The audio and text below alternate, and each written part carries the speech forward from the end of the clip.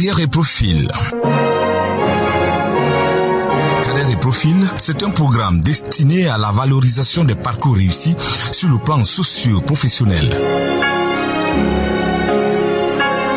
Carrière et profil, c'est également la communication des conseils et astuces capables de vous aider à construire votre carrière. Mesdames, bonjour, messieurs, bonjour. Merci encore de votre fidélité sur la station régionale CRTV Littoral. Carrière et profil, comme le générique vous l'a indiqué, a donc démarré pour cette édition. Il faut rappeler pour ceux qui nous rejoignent à l'instant, on retrace le parcours, les temps forts et faibles, mais surtout les succès pour inspirer les futurs aspirants au monde de l'emploi. On le sait, assez difficile et compliqué pour beaucoup de Camerounais, mais également pour quelques étrangers résidant au Cameroun depuis bien des années. Bonjour à tous et surtout, votre fidélité nous honore. Sur le fauteuil de l'invité ce jour, Laurent Baudouin.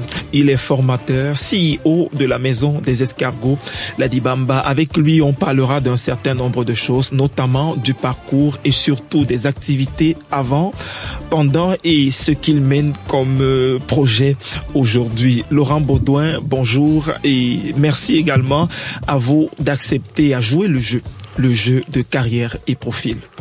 Bonjour à tous vos auditeurs de la CRTV. Je dis aussi bonjour à vos équipes qui ont pu se mobiliser aujourd'hui pour pouvoir faire cet entretien. Vraiment merci de m'avoir accordé la parole aujourd'hui. Patrick Benoît et Canet, donc à la technique, à la régie d'antenne, Nicolette Akikoul pour nous accompagner tout au long de ce programme. On le rappelle, on retrace le parcours, les temps forts et surtout, notre objectif c'est d'inspirer les générations qui nourrissent également ce souhait, ce grand rêve d'intégrer le monde de l'emploi avec moins de difficultés et surtout penser à ce paradigme de l'entrepreneuriat qui commence de plus en plus à prendre de l'ampleur dans nos sociétés aujourd'hui.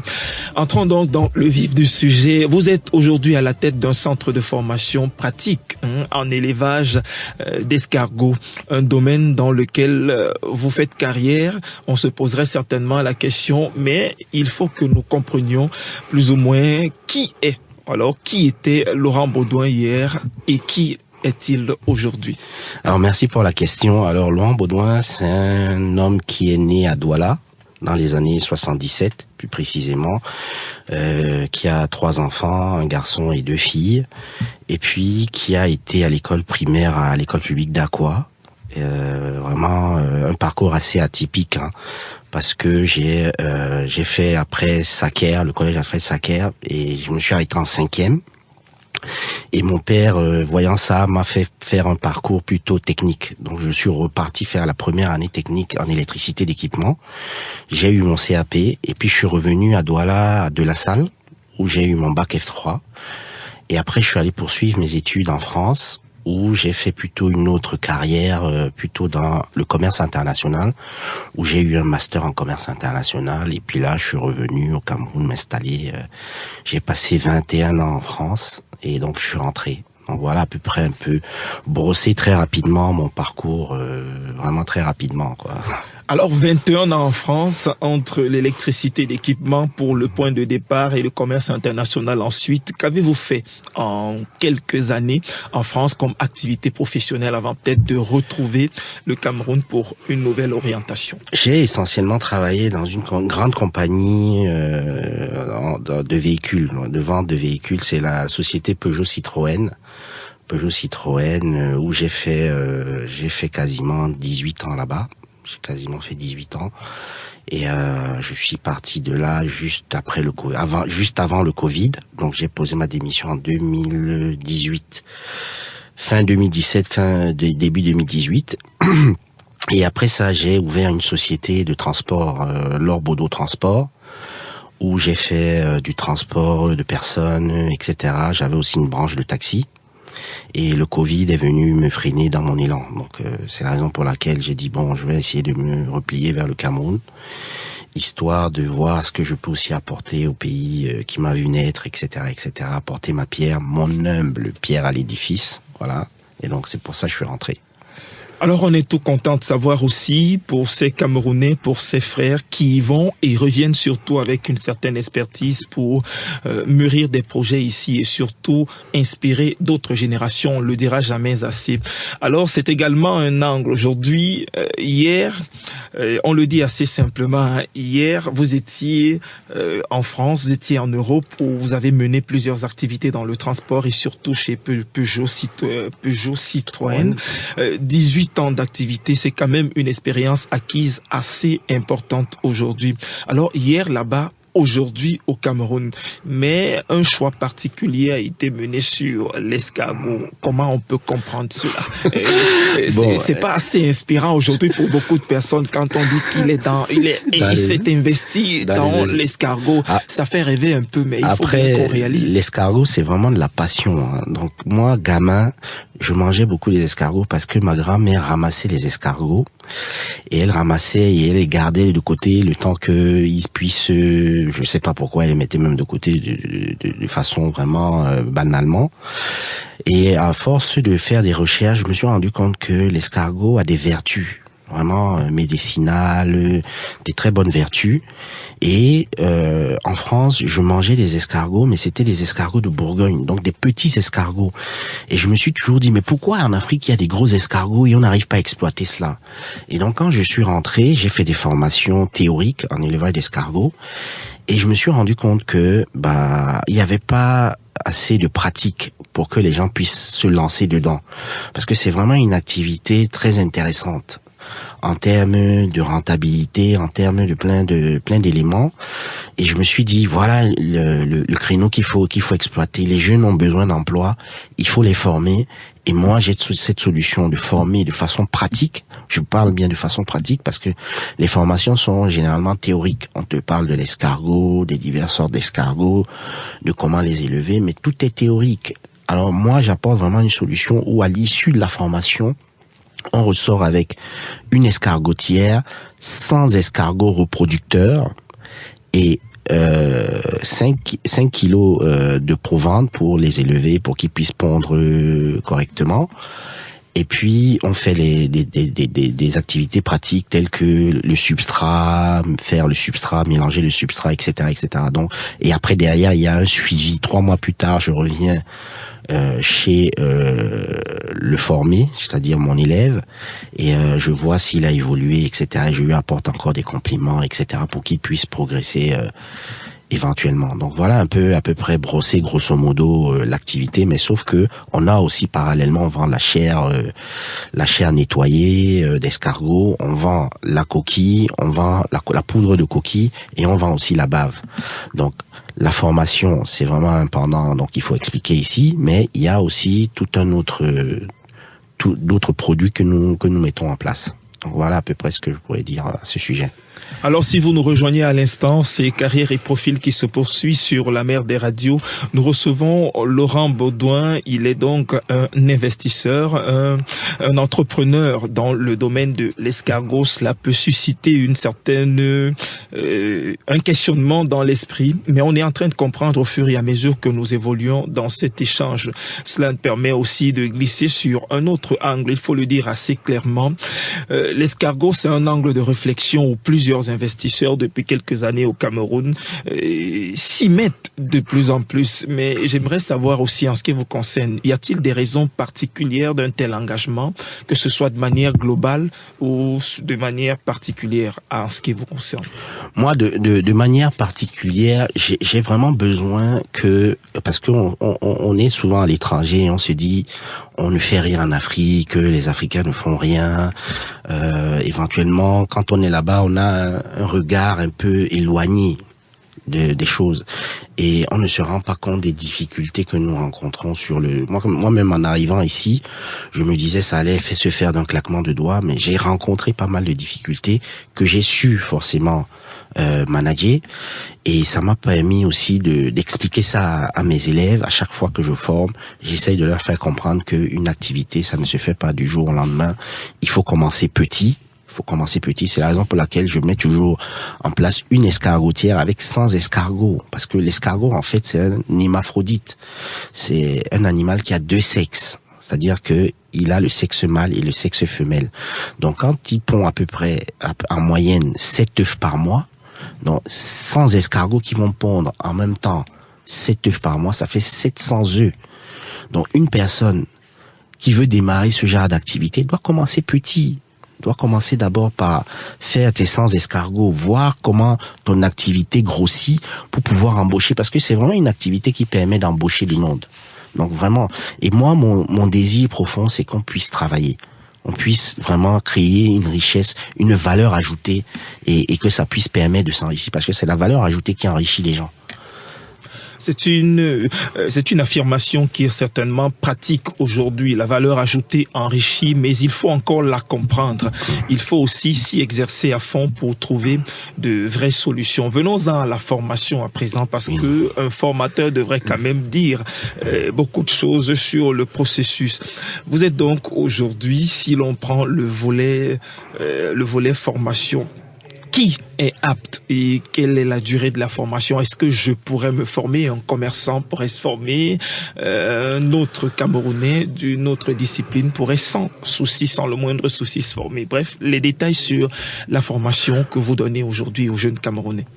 En réalité, il n'y a pas besoin de diplôme pour se former. Hein. N'importe qui peut se former en élevage d'escargots pratiquement, hein, de façon pratique. Hein.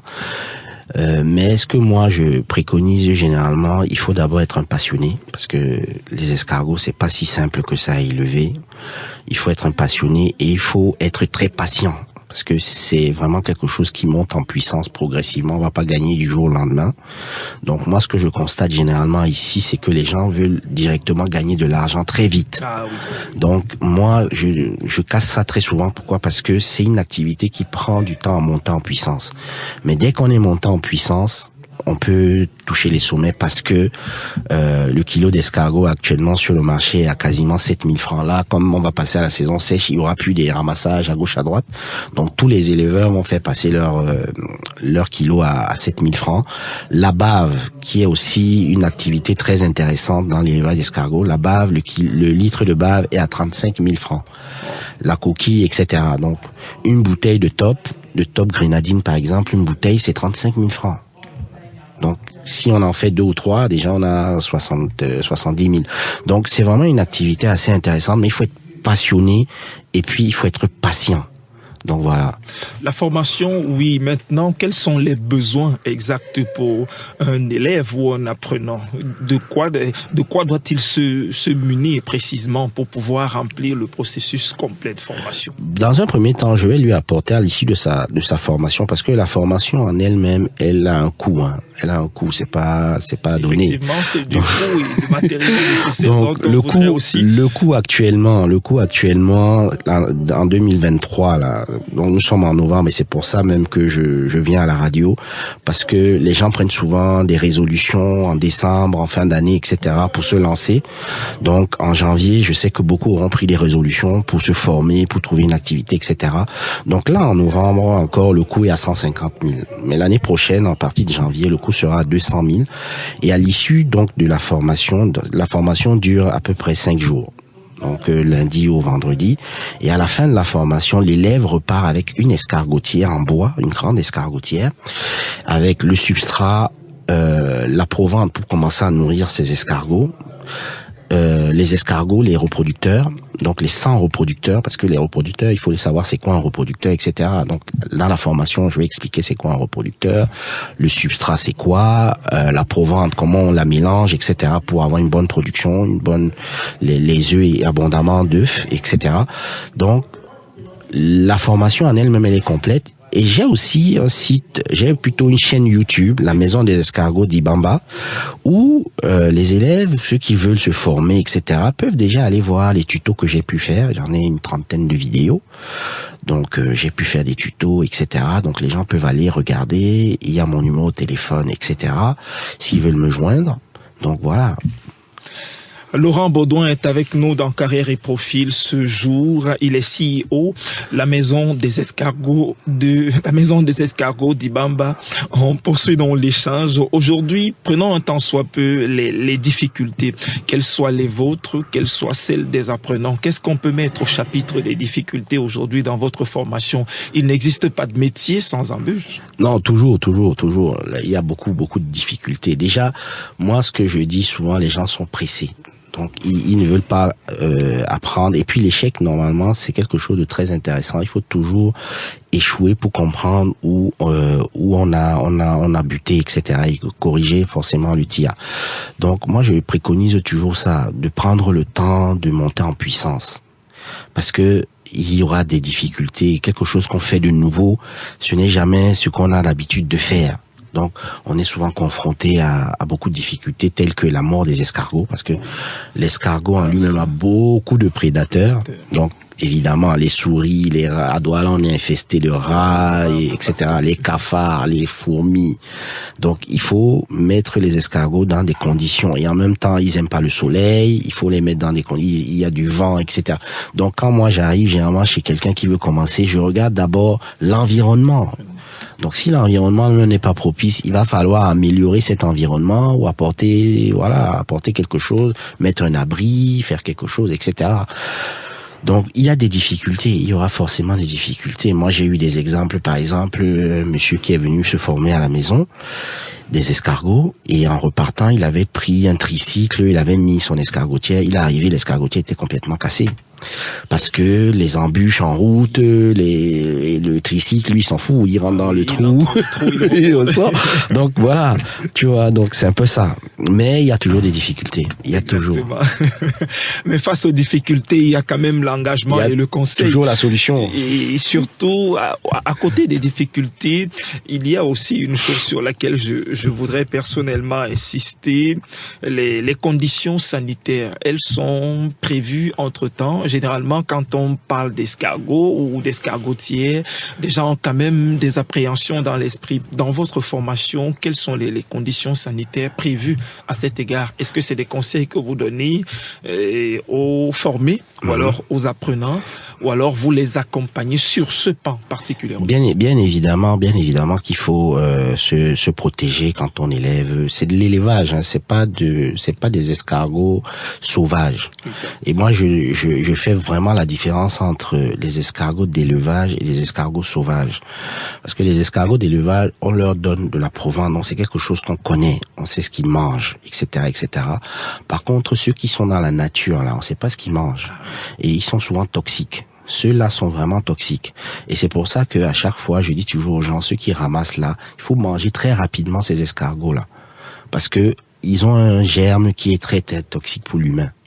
Donc généralement les gens ne le savent pas, ils veulent élever ce qui est sauvage et vouloir squeezer nous qui formons avec des vrais escargots d'élevage. Donc voilà un peu la difficulté dans laquelle on se retrouve. Mais évidemment, moi je préconise toujours les gants, le port de gants, éventuellement, etc. Il y a toujours une solution à ça. Eh bien, nous sortons progressivement de cet échange. Maintenant, prenons le pan des opportunités. Aujourd'hui, pour les qualifications que vous octroyez aux apprenants, est-ce que vous avez le sentiment qu'il y a suffisamment d'opportunités de se faire de l'argent parlant comme tout le monde au sortir de votre formation? Est-ce que un spécialiste ou alors un escargotier qualifié peut vraiment gagner sa vie aujourd'hui? Un héliciculteur. Voilà, un héliciculteur. Mais en fait, moi, je suis toujours très embarrassé quand il faut parler argent, parce que les gens mettent toujours l'argent devant. Il faut la passion. Si tu n'es pas passionné, si tu n'es pas quelqu'un de patient, quel que soit ce que tu vas faire, à un moment donné, tu vas enterrer ton argent, parce que il faut vivre tout de même. Il faut vivre, ça c'est vrai. Je suis tout à fait d'accord avec ça. Mais quand on fait un projet, on a toujours un capital qu'on met en place pour pouvoir. Dans tout ça, il faut pouvoir mettre en place un budget pour pouvoir vivre. Parce que le temps que le truc monte en puissance, que ton projet monte en puissance, il faut prendre du temps. Et généralement, quand ça démarre, on ne sait pas où on va. Donc, il va falloir corriger, etc., etc. Donc, moi, je suis partant pour l'argent, c'est bien, mais à long terme. Mais à long terme, on peut gagner gros. Et on va gagner gros avec moi. Parce que moi, je suis quelqu'un, je suis après derrière. Donc, je reviens derrière, faire le suivi, etc., etc. Mais il faut se mettre en condition entrepreneur. C'est que c'est le game, quoi. Ça passe ou ça casse. Et parfois, ça peut casser. Exactement, on a donc évoqué aussi les qualifications que vous octroyez aux apprenants et les opportunités d'emploi maintenant. Prenons un autre pan rapidement pour ceux qui bénéficient de vos formations. Est-ce que sur le plan, quand on fait une projection sur l'avenir, vous avez le sentiment aujourd'hui que les formations que vous donnez, et vous n'êtes pas le seul justement dans ce domaine. Il y a plusieurs personnes. Nous étions à Yassa. Il y a 4 mois exactement. On a trouvé, sans entrer en profondeur, on s'est rendu compte qu'on formait les gens aussi sur l'escargot. Avant de revenir sur votre projection, est-ce que vous êtes optimiste ou pessimiste? Je voudrais que vous reveniez sur 2 ou 3 choses importantes. Aujourd'hui, on dit escargot, mais tout à l'heure, vous évoquiez la bave, la coquille et plusieurs autres choses qui semblent être des richesses aujourd'hui. Revenez un temps soit peu sur la bave, on peut avoir un gain. Sur la coquille, on peut également avoir un gain. Quels sont les autres aspects qui peuvent permettre que le propriétaire d'une escargotière soit vraiment quelqu'un qui est engagé et peut faire du gain? Au-delà de la bave et la coquille, il y a aussi la restauration. Les gens ne connaissent pas réellement les escargots. Moi, je vois en route là, tout ce qu'on connaît, c'est des brochettes d'escargots. Moi, j'ai essayé de faire des vidéos sur YouTube pour montrer comment on peut cuisiner les escargots autrement. On peut cuisiner les escargots dans nos plats traditionnels, tels que le ndolé, la sauce jaune, etc. On peut rajouter des escargots dedans. Donc, moi, c'est ça qui m'intéresse. Et dans la restauration, mais c'est à profusion. Et les restaurants à Douala, il y en a plein qui veulent proposer des escargots, mais ils n'ont pas assez de production. Il n'y a pas assez de production pour satisfaire la demande. Mais la demande, elle est énorme. Elle est énorme. Donc, il y a vraiment du boulot. Il faut se retrousser les manches. Ça, c'est vraiment ce qui est sûr. Il y a du boulot. Il faut se retrousser les manches. Il faut y aller. C'est pas facile. Ça, je l'avoue. Mais il y a de quoi faire. Il y a de quoi faire son chemin. Il y a de quoi faire. Et pour l'instant, il n'y a pas assez de production. Et même dans la sous-région, on est voisin d'un pays comme le Nigeria. Il y a 200 millions d'habitants. C'est un marché énorme. Il n'y a même pas besoin d'aller en Europe et tout. Parce que moi, mon idée, c'était même aller revendre en Europe. Mais au jour d'aujourd'hui, on m'a dit, mais tu nourris même seulement le Nigeria, là. Tu t'enrichis. Exact. Il y a 200 millions. C'est à côté, le Nigeria. C'est même pas très loin. Ça a 30 minutes en avion, 45 minutes en avion. Alors on va sortir par là en regardant le volet optimiste ou pessimiste sur la question. On a parlé de difficultés, on a parlé d'avantages, on a également évoqué la formation, la durée de la formation. Maintenant, vous observez quand même votre société de manière assez prospective aujourd'hui. Est-ce que vous êtes optimiste à l'avenir de cette filière dans laquelle vous êtes engagé aujourd'hui?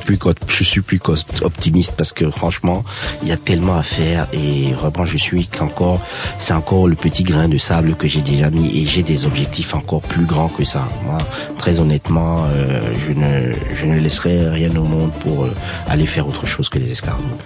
En tout cas, il y a de bonnes raisons d'être optimiste. Il y a également de bonnes raisons de rester accroché au programme Carrière et Profil sur la mer des radios. Merci à tous d'avoir accordé encore un temps soit peu vos délicates oreilles. On a eu pour invité ce matin Laurent Baudouin. Il est formateur, CEO de la Maison des Escargots, d'Ibamba Entrepreneur. On a donc retenu beaucoup de choses. Nous vous prions simplement de rester en compagnie des programmes de la CRTV, station régionale du littoral. Auguste Moukoudi, c'est mon nom. On se retrouve la semaine prochaine pour une nouvelle édition. Merci, monsieur Baudouin. C'est moi qui vous remercie.